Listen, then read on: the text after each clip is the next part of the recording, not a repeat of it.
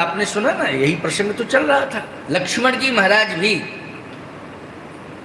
अपने आप को समर्पित कर चुके हैं भैया राम के चरणारविंदों में, प्रभु राम के चरणारविंदों में, और मुक्त कंठ से उन्होंने स्पष्ट कह दिया कि गुरु पितु मात न जानो, काहू कहूं स्वभाव नाथपति आहू, मोरे सबई केवल एक तुम स्वामी, दीन बंधुर अंतर्यामी।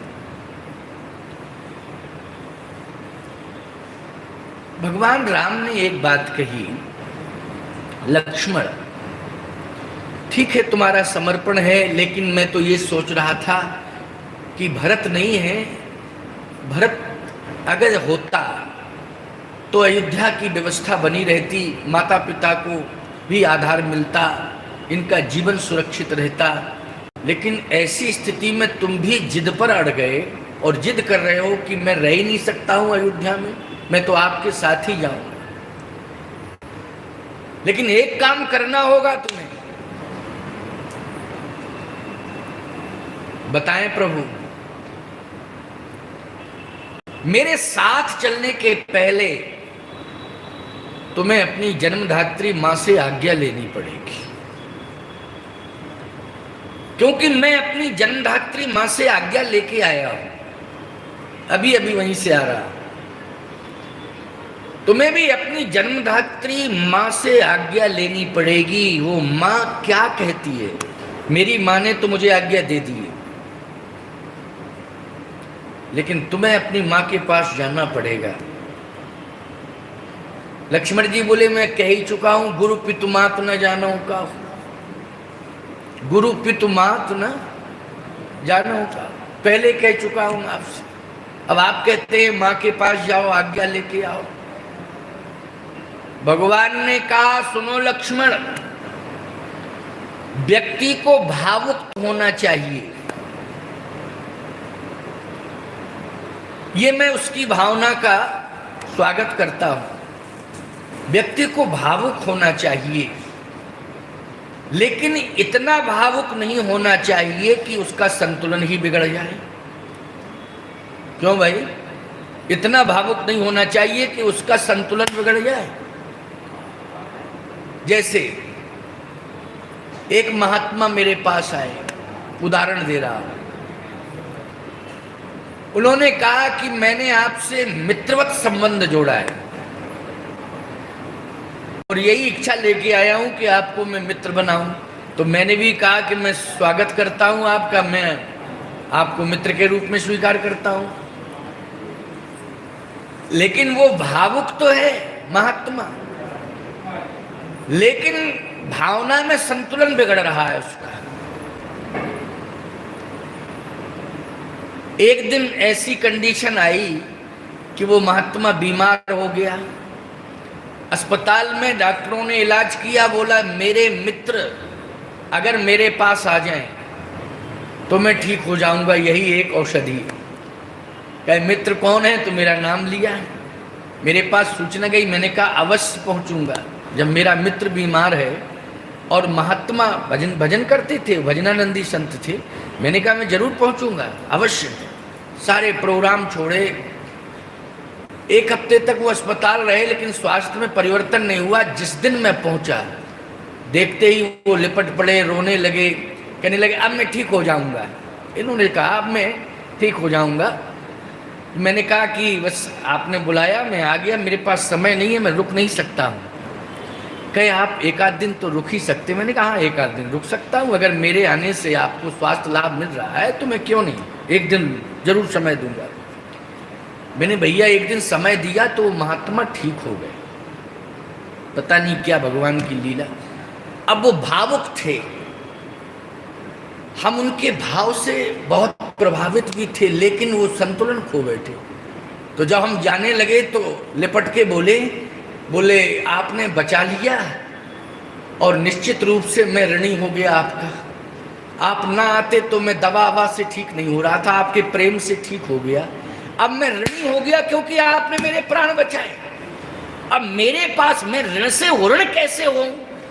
तो अब तो भगवान से यही प्रार्थना करता हूं कि मेरी तरह आप भी बीमार हो जाएं तो मैं आपके पास आकर के एक दो दिन रुक करके इस ऋण से उऋण हो जाऊं। अब बताओ भाई, भावुक है लेकिन संतुलन बिगड़ा हुआ है कि बिगड़ा है ना संतुलन।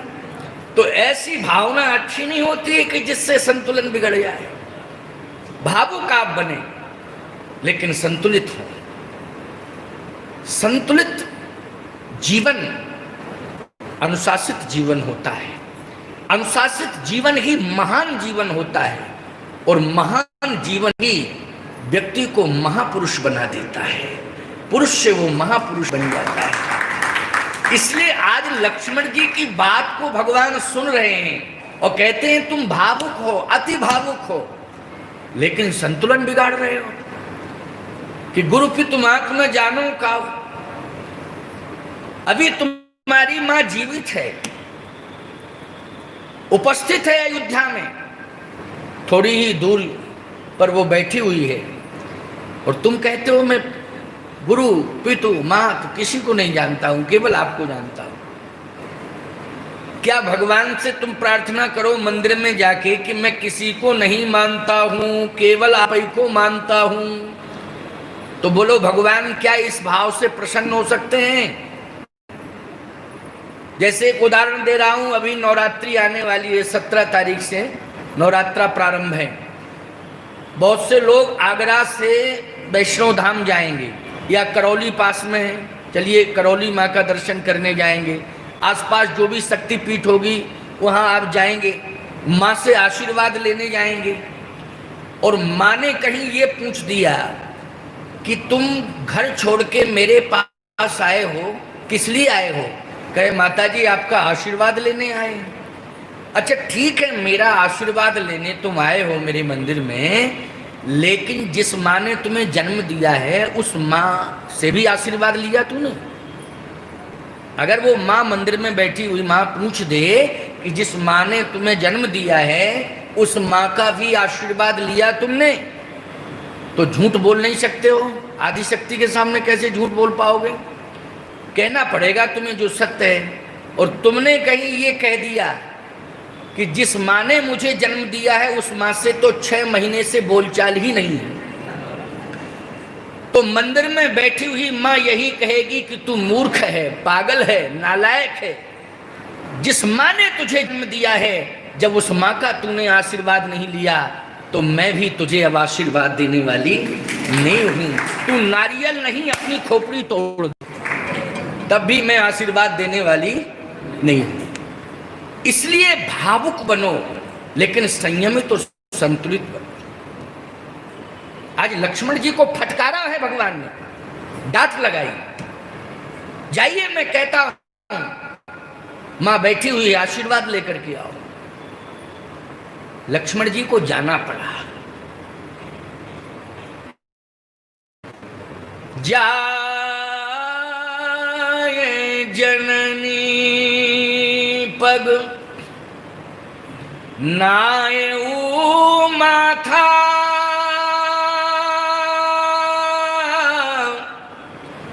मन रघुनंदन जान की साथ। इसका मतलब है कि भगवान के कहने से लक्ष्मण जी गए तो, लेकिन मन से नहीं गए। क्यों भाई मन से नहीं गए? क्योंकि मन रघुनंदन जान की साथ। मन तो सीताराम जी के पास है लेकिन तन से गए। देखो भाई, मन से नहीं गए, तन से गए। एक बात आपको बतावें, सत्य कहता हूं, मन के ऊपर अपना जीवन मत छोड़ो कि तुम्हारा मन जैसा कह रहा है वैसे ही तुम करो। नहीं, गलत सोच है। कबीर के मत से कबीर डांटते हैं, कहते हैं कि मन के चक्कर में मत आओ। मन जहां जा रहा है वहां तुम शरीर को भी ले जा रहे हो।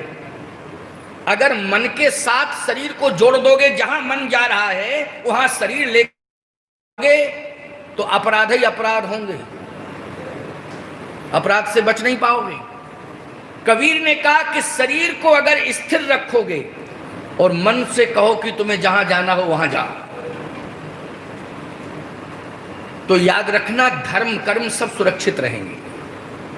बोलो रहेंगे कि नहीं रहेंगे? कबीर कहते हैं मन जावे तो जान दे, मन जावे तो जान दे, एक काम कर तू दृढ़ कर राख शरीर, अरे उतरी धरी कमान है तो कैसे लागे तीर। ये कबीर की चेतावनी है, उतरी धरी कमान है तो कैसे लागे तीर। आपका शरीर कथा में है और मन आपका घर में है, लेकिन ईमानदारी से बताओ परमात्मा के रजिस्टर में आपकी एंट्री हो को अमुक स्थल पर कथा में रहे। बोलो ये आपका सत्कर्म भगवान के यहाँ भगवान के रजिस्टर में अंकित होगा कि नहीं होगा? वहां भगवान आपके शरीर पर कैमरा लगाए हुए हैं। आइए, अब मन आपका कहीं भटक गया और आपका मुंह लटका है तो इतने जरूर कह भैया भैया थोड़ा सा क्या मुस्कुराइए, कह देगा वो तो आएंगे मुस्कुराएंगे, लेकिन वो फोटो खींच देगा। लेकिन आप कहें कि हम मन से मुस्कुरा रहे हैं, आएगी मन की आकृति नहीं आएगी। ठीक इसी प्रकार से इस दिव्य कथा मंडप में भी आपका फोटो खींचा जा रहा है और खींच दी है और जाएगी कोई फोटो आपकी अमुक तारीख की है, इसको देख लो ठीक से। गए और फोटो गलत खिंच गई तो ईमानदारी से बताओ वहां तुम शर्मिंदित हो जाओगे कि नहीं? तुम्हारी फोटो तुम्हें गांव वालों ने नहीं देखा, पर तेरा मन था वहां, फोटो मैं खींच रहा था तेरी, देखिए तेरी फोटो। तू संसार को भ्रमित कर रहा था, संसार की आंखों में धूल झोंक रहा था, लेकिन परमात्मा की आंखों में धूल झोंकने की कोशिश मत करना। इसलिए सुंदर सदुपयोग है जीवन का कि हमारा मन भले ही कहीं चला गया हो, लेकिन हमारा तन ऐसी जगह पर है कि इस समय हमारा फोटो सार्थक कि एक बेटा मां के चरणों में प्रणिपात कर रहा है। आशीर्वाद लेकर के, मां का आशीर्वाद लेकर के तब परमात्मा ने जीवात्मा को स्वीकार किया है। बिना मां के आशीर्वाद के परमात्मा ने जीवात्मा को स्वीकार नहीं किया। सारी दुनिया देखे, ये प्रेरणादायी है कथाएं की कल्पना नहीं है। याद रखना ये रामचरितमानस तो आचार संहिता है प्यारे। बोलो है आचार संहिता कि नहीं? इसलिए आज भगवान कहना चाहते, मैं सारी दुनिया को ये दिखा देना चाहता हूं कि बिना मां के आशीर्वाद के परमात्मा स्वीकार करने वाला नहीं है। इसलिए मन तुम्हारा भले ही कहीं हो, लेकिन सारी दुनिया तुम्हारा तन देखेगी कि प्रणिपात कर रहा है, साष्टांग प्रणिपात। एक